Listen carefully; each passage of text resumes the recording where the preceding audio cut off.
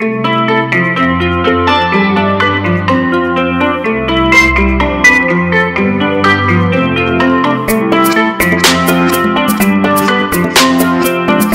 passage à Abidjan dans le cadre de la présentation de son livre intitulé « Les chiffons bleus », Meïté Bakary, ancien capitaine de la sélection nationale de rugby à 15, nous parle de son investissement pour la balle ovale ivoirienne. Bienvenue à tous et à toutes sur la meilleure web TV de l'année 2022. Vous êtes à Abidjan depuis quelques jours. Peut-on avoir une idée de votre séjour? Bonjour déjà, merci pour l'invitation. Je suis là parce que j'ai effectivement des projets pour le rugby ivoirien et j'essaie aussi de venir promouvoir mon livre que j'ai écrit, Les chiffons bleus, et à réussir à le faire diffuser ici en Côte d'Ivoire. De haut niveau, vous êtes écrivain, auteur du livre Les chiffons bleus. Comment se comporte cet ouvrage sur le marché? Je ne sais pas trop, je ne me suis pas intéressé aux chiffres de vente ou aux ventes, mais par contre, ce que je sais, c'est que j'ai eu un très bel accueil, notamment j'ai eu aussi une belle couverture média, ce qui m'a permis de faire pas mal de séances de dédicaces, et je pense que c'est un bon indicateur. J'ai fait beaucoup de séances de dédicaces, que ce soit dans des librairies, que ce soit autour des stades de rugby, et j'ai eu aussi la chance d'aller le présenter en Italie, en Sicile notamment, et d'être traduit en italien. Donc c'est des aventures qui sont assez sympas pour l'instant. Avez-vous envisagé un jour devenir écrivain? J'ai toujours aimé écrire.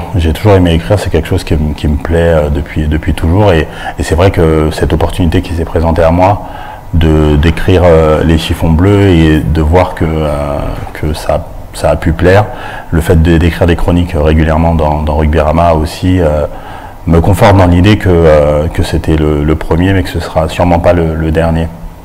Pouvez-vous revenir sur les circonstances qui vous ont conduit à écrire ce livre, Les chiffons bleus, pendant la période chaude de la Covid-19?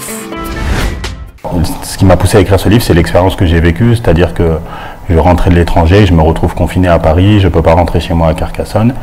Et là, j'ai l'opportunité, via ma sœur, d'obtenir un travail comme agent d'entretien dans un hôpital parisien, pour lequel je décide d'y aller avec mon neveu.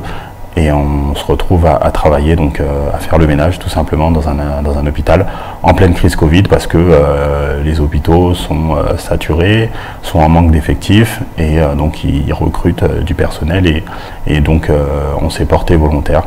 Et pendant toute cette expérience, moi j'ai pris des notes régulièrement, et ces notes-là, je les ai compilées et j'ai décidé d'en faire un livre, et j'ai eu la chance d'être édité. Pourquoi le titre, Les chiffons bleus?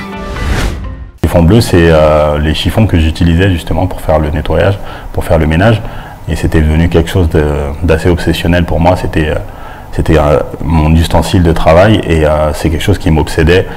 Et c'est pour ça que c'est resté, et ça est devenu le titre de mon livre. Et si c'était un refaire? On ne peut pas savoir comment ça se passerait, mais c'est vrai que c'était une opportunité que j'ai saisie sans vraiment trop réfléchir. J'ai eu le contre-coup quelques jours après, où je me suis dit mais qu'est-ce que je fais là en fait? Je devrais être comme tout le monde, confiné, à porter un masque et à pas sortir de chez moi. Et au lieu de ça, je me suis retrouvé dans un hôpital, à porter un masque, mais à travailler et à faire un travail assez fastidieux que beaucoup de gens font. Moi, je l'ai fait sur une courte période, je l'ai fait pendant quelques mois, et j'ai rencontré des gens qui, eux, le faisaient depuis plusieurs années, qui s'étaient pas portés volontaires comme moi, mais dont c'était le métier, et c'était des gens extraordinaires, et c'est eux que j'ai voulu mettre en avant dans ce livre. Parlons de votre carrière sportive. Que devient Meïté Bakary après sa retraite sportive? Mais qui, après sa retraite sportive, il prend du poids déjà, vu qu'il fait moins de sport, même si j'essaie de m'entretenir depuis quelques temps. Mais aujourd'hui, je travaille comme agent de joueur de rugby. Je suis en train de préparer ma licence pour être agent. Je m'occupe de la carrière de sportif professionnel, de joueur de rugby en France, mais aussi en Europe. Ça, c'est mon activité principale. Et puis aujourd'hui, j'essaye aussi de m'investir au niveau du rugby ivoirien, où maintenant je suis devenu président d'honneur d'un club de rugby ici en Côte d'Ivoire, Orcas à Bobo, et je vais essayer de m'investir de plus en plus. Songez-vous à devenir aussi entraîneur? J'ai passé mes diplômes et parce que c'est un métier qui m'intéresse, mais pour l'instant je ne suis pas sûr de vouloir le faire aujourd'hui, à l'heure où je vous parle. Quand je suis rentré dans l'encadrement technique de la sélection ivoirienne l'été dernier, ça a été une belle expérience, très formatrice, mais très éprouvante aussi. J'ai pu découvrir ce que c'était et aujourd'hui, je ne sais pas si mes qualités sont le mieux mises en valeur dans le métier d'entraîneur. C'est un métier qui m'intéresse vraiment, mais aujourd'hui, je sais pas. Quels ont été vos meilleurs moments en club et en équipe nationale de rugby à 15? Il y en a eu plein. D'une manière générale, les moments que j'ai passés avec la sélection ivoirienne sont mes meilleurs moments de rugby, même si j'ai vécu des choses extraordinaires en France, mais l'ambiance que je retrouvais avec la Côte d'Ivoire, c'était différent. Et c'est un truc qui m'a toujours animé. C'est pour ça que je suis toujours revenu, que j'ai jamais refusé de venir en sélection, parce qu'il y avait ça. Et c'est vrai que quand on est champion en 2015, c'était à Yamoussoukro, c'était incroyable. J'avais ma famille qui était là, j'avais ma fille qui était là, des moments indescriptibles. Et c'est vrai que je retiens ça. Il y a aussi ces qualifications ratées contre la Namibie pour la Coupe du Monde 2007 où on fait match nul ici à Abidjan et on a vraiment la sensation qu'on peut arriver à faire quelque chose. Et derrière, au match retour, c'était beaucoup plus compliqué pour nous. Donc on n'a jamais été très loin, mais c'est vraiment dans l'ensemble, j'ai quasiment que des bons souvenirs avec la sélection ivoirienne. Pour moi, un petit peu plus compliqué, il y a eu certaines défaites, mais non, moi j'essaye de garder le positif. L'un de mes derniers matchs avec la sélection contre la Namibie, il y a bientôt presque 2 ans, c'était aussi un point d'orgue incroyable où on n'était pas du tout favori, mais on a été chercher un truc vraiment au fond de nos tripes à Bassam, devant notre public, et ça c'était quelque chose aussi d'assez fort. Vinicius Junior, joueur du Real de Madrid, a été victime de racisme lors du match contre Valence. Vous qui avez vécu pareille situation, comment avez-vous réagi à cette annonce? Sur le cas de Vinicius, ça a été assez douloureux parce que moi je sors d'une période qui a été assez compliquée parce que justement j'ai été victime de racisme et c'est quelque chose qui laisse des traces, qui marque. Et à chaque fois qu'il y a un événement comme celui-là, malheureusement on parle de Vinicius, enfin malheureusement ou heureusement on en parle. On parle de Vinicius parce que c'est un joueur du Real Madrid et qu'il est mondialement connu et que les images étaient profondément choquantes. Et moi ça m'a remis un peu dedans et c'est vrai que c'est quelque chose d'assez difficile. Et encore une fois, le sport lui il n'échappe pas au racisme qui existe dans toutes les couches de la société.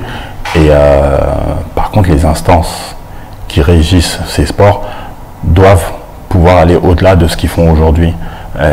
Aujourd'hui, on se contente, j'ai envie de dire, de faire une banderole, de lancer un hashtag sur les réseaux. Et aujourd'hui, le problème, c'est que c'est pas suffisant, quoi. Quelle solution définitive pour éviter telle situation dans les stades? Moi, je pense qu'il faut sensibiliser, éduquer très tôt au niveau des jeunes, au niveau des parents, lorsque les enfants font du sport, des comportements qu'on entend aussi au niveau amateur. C'est hyper important parce qu'il n'y a pas que le sport qui passe à la télé, il y a aussi le sport amateur. Et tout ça, il faut sensibiliser, il faut vraiment communiquer là-dessus, communiquer autour pour que ce genre de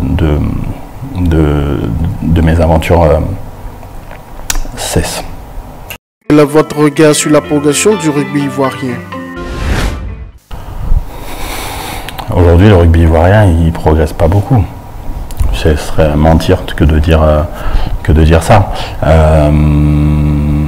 Dans toute discipline, il faut commencer par la base. Et la base, c'est les enfants. Donc, c'est un sport qui doit être pratiqué par les plus jeunes pour que derrière, on puisse le développer et atteindre un niveau correct. Quand on construit une maison, on ne commence pas par le toit, on commence par les fondations. Et je pense que la pratique, notamment scolaire, Et la pratique chez les jeunes doit faire partie de la base et des fondations. Et pour ça, il faut un championnat, il faut que les enfants jouent, il faut qu'il y ait des manifestations qui soient régulières, il faut qu'il y ait des festivals de rugby, des week-ends de rugby organisés pour les enfants. Encore une fois, le rugby à l'école, c'est des choses qu'il faut mettre en place pour qu'on puisse aider à faire progresser le rugby, mais on ne le fera pas en un claquement de doigts. On ne va pas faire progresser le rugby en 1 an ou en 2 ans ou même en 3 ans. Il faut avoir une vision à moyen, à long terme pour qu'aujourd'hui, si on commence à travailler, dans 6, 7, 8 ans, le rugby ivoirien retrouve une place importante. Sera là votre investissement pour le rugby ivoirien? Moi, j'ai envie de m'investir par rapport à des choses comme le rugby à 7, où c'est beaucoup plus facile de le mettre en place que le rugby à 15. J'aime faire le parallèle du rugby à 7 et du Maracana en le développant autour de tournois, en mettant des choses assez dynamiques, en mettant des choses autour, attirer le public avec la discipline en elle-même, mais pas que, il faut qu'il y ait des choses autour de la discipline qui fassent venir du public.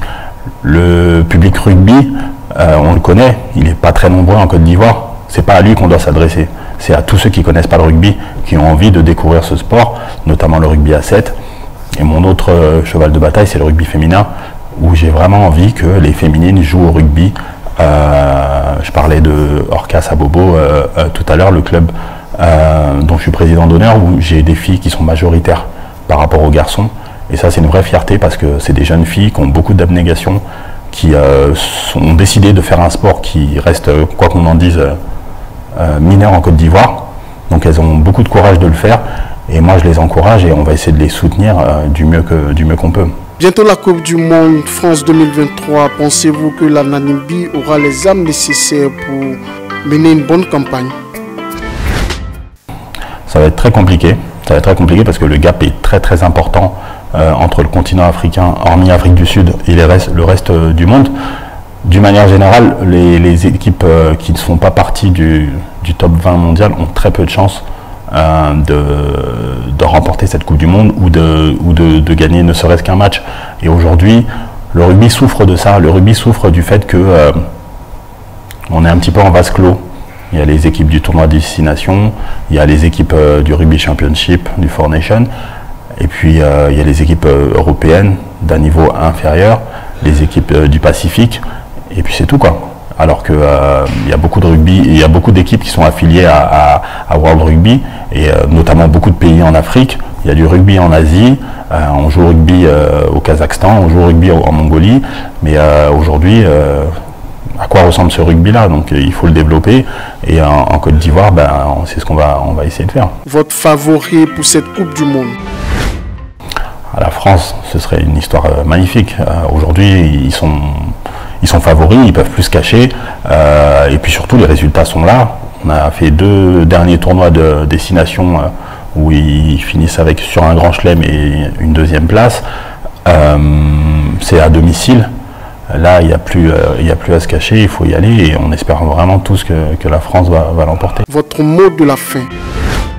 Le mot de la fin, je suis vraiment, l'idée c'est qu'on puisse attirer des gens nouveaux vers le rugby, vers cette discipline. Il n'y a que comme ça qu'on pourra s'en sortir, et donc il faut vraiment qu'on puisse mettre en place des choses pour que des gens s'intéressent à ce sport. Moi je rencontre plein de gens ici en Côte d'Ivoire, que ce soit le chauffeur de taxi ou au restaurant, où les gens, quand on leur parle de rugby, alors ils ont une image d'Épinal, d'un sport costaud, etc. et ils ne connaissent pas vraiment. Et moi j'aimerais vraiment que cette vision-là change, qu'on puisse communiquer sur le rugby, communiquer sur ce qu'on fait au niveau de la fédération, sur le développement du rugby. Aux gens, en fait, il faut leur dire de quoi on parle, il faut leur dire ce qu'on fait pour qu'on attire l'attention et que derrière, on puisse attirer l'attention d'un public, mais aussi attirer l'attention de partenaires privés qui, eux, forcément, hein, c'est le nerf de la guerre, peuvent nous aider à développer cette discipline. C'est ici que prend fin ce numéro de votre émission À vous la parole. Merci de votre attention et à très bientôt pour d'autres sujets sur l'intelligent.tv. Au revoir.